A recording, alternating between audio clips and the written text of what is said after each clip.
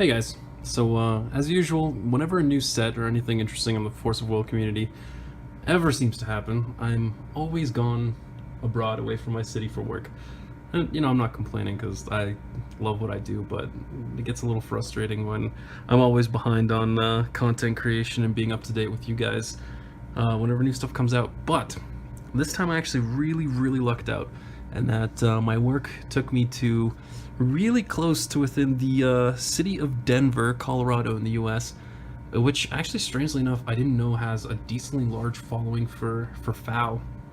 And I stopped at this local little card and game and book shop called The Game Trader, and you guys won't get this. You guys will never believe this. On the one day that I've got off, I actually managed to get there an hour before they decided to have a pre-release event, a pre-release tournament. Your usual six packs booster, construct your own deck kind of thing.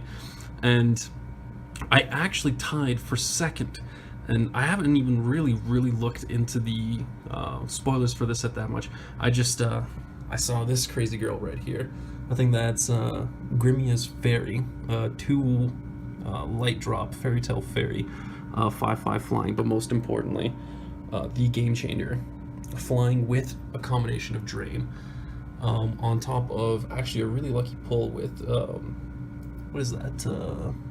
Resuscitating Will, recovered target, J/Resonator. But anyway, this is the deck that I used to come in tied for second.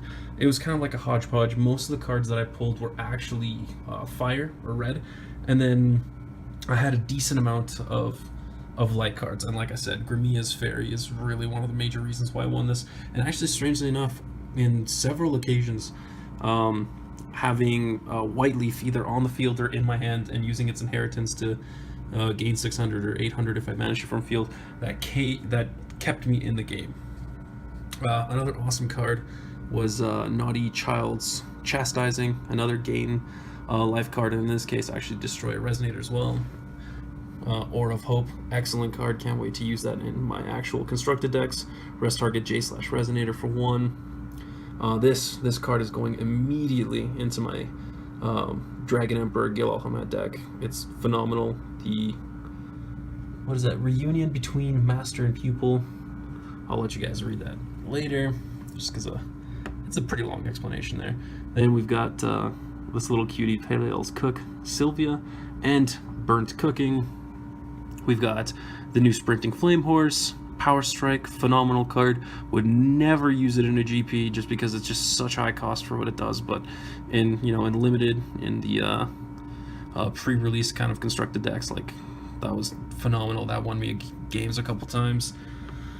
Then there's Power Gem super roided out Power Gem Warrior and his partner, the Technique Gem Warrior, both kind of just playing off each other really good. I managed to pull 3 of the Power Gems. And then the final cards are the Dread Touch, which is phenomenal on the offensive, and this card. This freaking goddamn card, Earthquake Observer. So, if you see in the picture, he's a dude, one of your classic, like, turn of the 18th, 19th century looking, Amazonian looking, safari looking ass adventurer dudes with binoculars. And for the longest time, in my little group here that I played, these amazing gentlemen that I immediately made friends with at this local shop, everyone was calling him Volcanic Observer. And I kept thinking to myself, what the heck is Volcanic Observer? Is it like a secondary card to Earthquake Observer? And then when people were playing him, they were calling him Volcanic Observer. And I'm like, guys, you realize that the card is called Earthquake Observer, right? And he's like, nah, there's no way. There's no way, Masterfeja. There's no way that it's called... Well, they didn't call me Masterfeja. Anyway, use my pronouns. Yeah, there's no way he's called Earthquake Observer. He's called Volcanic Observer. And then people look at the card and was like, holy fuck, this dude's name is Earthquake Observer, even though he's standing looking in the opposite direction of his background, which is an erupting volcano. At which point I'm like, this dude is so fucking bad at his job. Who the hell goes searching for an earthquake with goddamn binoculars. Anyway, there's another card, this chant, I think it's either a 3-drop or a 4-drop, called like Eruption or something, and it does 800 damage to all J/Resonators on the field. But the funny thing is that this dude's ability is, whenever your opponent plays a chant, this card gains +200/+200 and barrier until the end of turn. So he's the only one, a lot of the times, that wasn't a J that survived when a goddamn card hit the field. So the dude looking for earthquakes with fucking binoculars survives a volcanic eruption. What the fuck are you doing, Force of Will? Like, is this an English translation mistake? There was one other card, I can't remember it off the top of my head. It's one of Keyric's like phenomenal new cards. It's him, it's like little tiny Keurig at the heart of this like giant phoenix flame.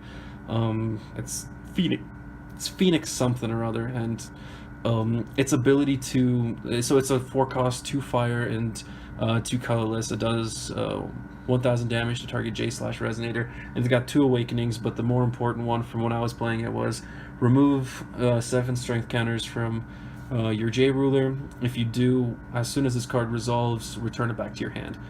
That damn card, and you guys, if you guys can remember the name of the card or look it up for me, just put it in the comments for me, please. That damn card like won me so many matches.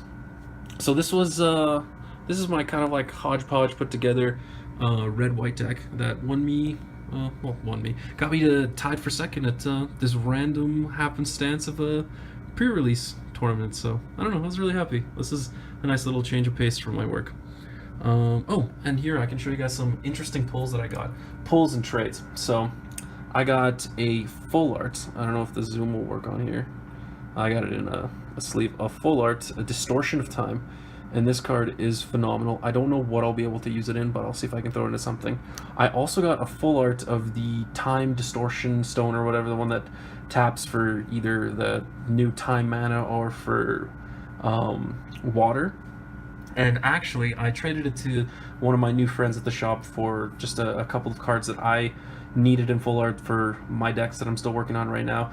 And we later found out that apparently the card right now is trading online on TGC Trader and all these things for $25. But you know, as I had the guy promise me that he'd take care of the card and put it into his IU deck and just play it and have fun with it. So I'm not really butthurt about trading away a really valuable card. I also pulled a full art of Lorite's 7 Disciples.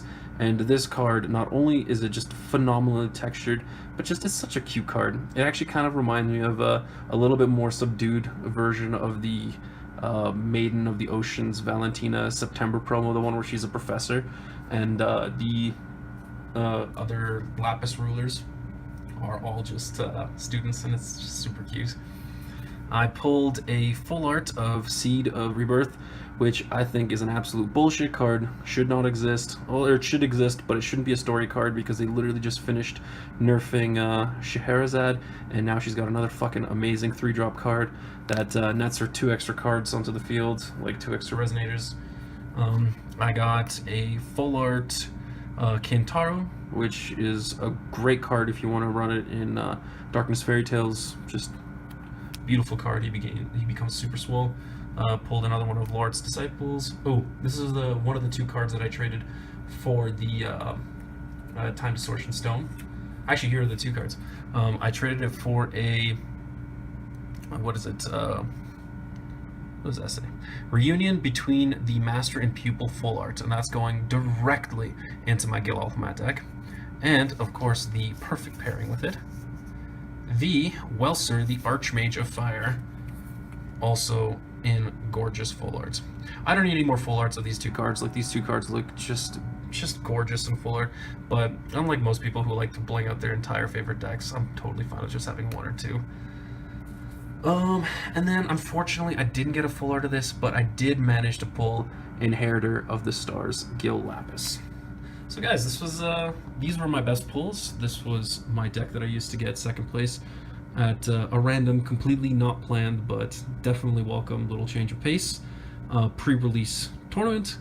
And I hope that when I get back to my home city, I can open up the boxes that I've ordered in the mail, and then I can show you guys all the goodies that I pull.